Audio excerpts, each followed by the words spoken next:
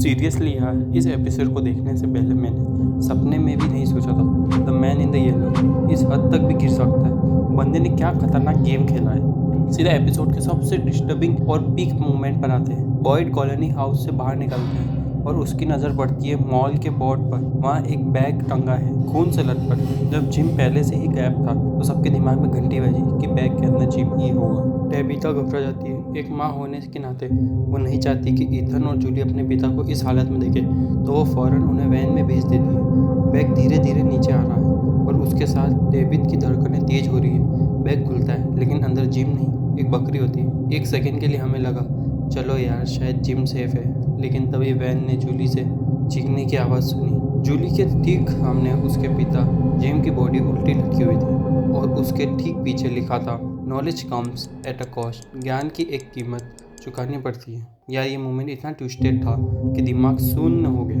The man in the yellow ने जानबूझकर ऐसा सेटअप किया कि सबसे पहले वो बच्चे और उस बॉडी को देखे। वो ये साबित करना चाहता था कि इस टाउन का असली बॉस वही है। ईथन अभी भी बहुत छोटा है यार। इस उम्र में अपने पिता को इस हालत में देखना ये बच्चे को ज़िंदगी भर का ट्रॉमा देने वाला है। मुझे पर्सनली लगता है कि विलन का मेन टारगेट ईथन ही था। ईथन का इस टाउन से कोई ऐसा गहरा कनेक्शन है जो अभी हम डिकोड ही नहीं कर पाए। अगर ईथन इमोशनली टूट गया तो the man in the yellow के लिए उसे एक पुतली की तरह इस्तेमाल करना बहुत आसान हो जाएगा। नॉलेज कम्स एट कॉस्ट, ये लाइन हमें ट्रेलर के टाइम से ही डरा रही है। आपको याद होगा सीजन 3 के फिनाले में जब टेबिता और चैट बार्डल की पास थे, उन्हें पता चला कि वो सर्दियों के बार बार जन्म लेकर बच्चों को बचाने की कोशिश कर रहे हैं और हर बार फेल हुए। विलेन को ये बात बिल्कुल पसंद नहीं थी कि उन्हें ये नॉलेज मिल गई। उसी की कीमत जिम को अपनी जान देकर चुकानी पड़ी। तुम्हारे भाई ने ट्रेलर ब्रेकडाउन में ही कह दिया था कि जिम ही वो कीमत है। अब यार टेबिता वैसे ही तो बहुत अच्छी है, लेकिन जेड पर उसका वो गुस्सा थोड़ा अनफेयर लगा।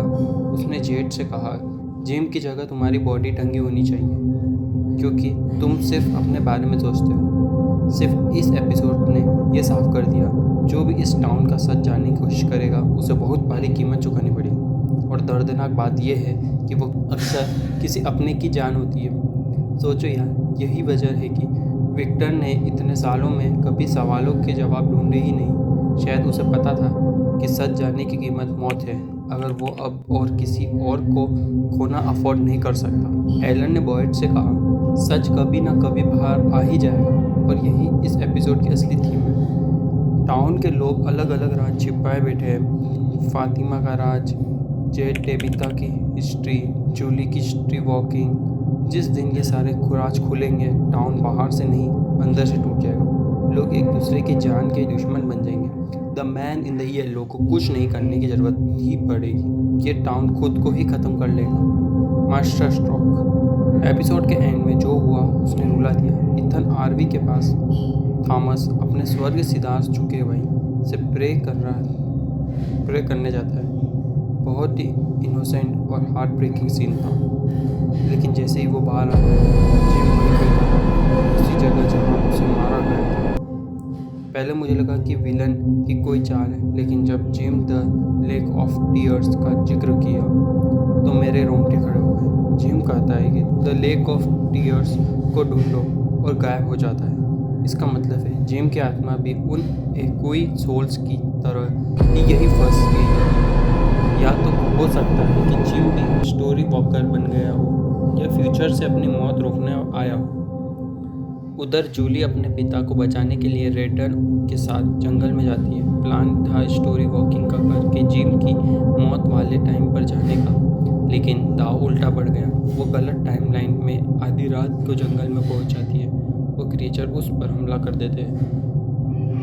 अब मेरा आपसे एक सवाल है, अगर क्रिएचर जूली को स्टोरी वॉकिंग के दौरान मार देता है तो क्या करंट टाइमलाइन से भी उसकी बॉडी गायब हो जाएगी?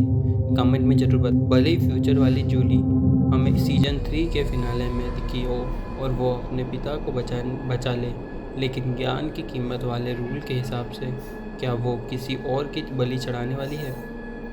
लास्ट में बात करते हैं सोफिया की। The man in the yellow ने सोफिया का रूल लिया है और सारा के साथ घूम रहा है। तभी उसकी नज़र एक वॉयलेंट पड़ती है और वो अट्रैक्ट हो जाता है। ये बहुत बड़ा हिट है दोस्तों।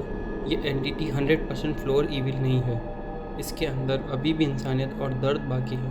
शायद पास्ट में किसी से बहुत गहरा इमोशनल या रोमांटिक कनेक्शन था, उसी की याद दिलाता है। टाउन वालों के लिए ये एक लॉटरी लगने जैसा है। विलन की एक कमजोरी हाथ लग गई है और मुझे पूरी फीलिंग आ रही है सारा वो पहले इंसान होगी जो ये डिकोड करेगी कि उसके साथ घूम रही सोफिया असली नहीं है। तो दोस्तों, ये था इस माइंड ब्रेकिंग एपिसोड का ब्रेकडाउन। अगर आपको ये वीडियो पसंद आई हो, तो थ्योरी ने आपका दिमाग घुमाया हो, तो कमेंट में अपनी राय ज़रूर दें।